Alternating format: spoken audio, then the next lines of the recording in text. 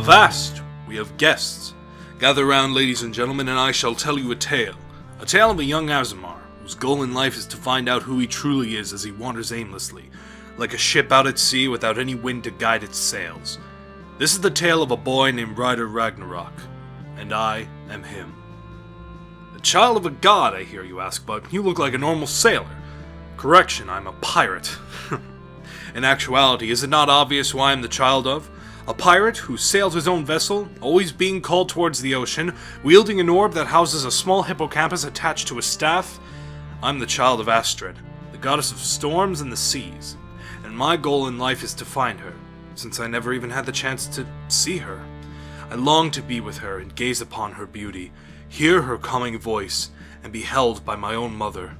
I am a broken and lost child imprisoned in the body of a 17-year-old, and I just want to be with her and my father. Despite casting me aside like yesterday's waste, my father Bolviker is still my father. Oh, I'm sorry, I'm rambling, aren't I? Let's start from a more fitting point in my life. My mother was not allowed to care for me due to Aasimar not being allowed to be with their parents for some absurd reason. Nonetheless, I was forced to live with my stepmother, a wicked tramp who went by the name Yoko. She tormented me ever since I was a child, always punishing me for things I never did. She was a vile witch who hated me for no reason. She did things to me that haunt me and make me sick to this day. Even thinking about her for a second can provoke a panic attack. But then, on that fateful day, she died.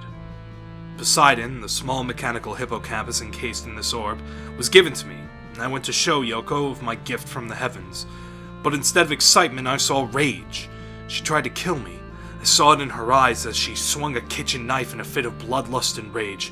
I told her to back off, and something happened. I instinctively thrust the orb out in front of me, and all I remember after that is her limp, dead body, a glass shard right between her eyes.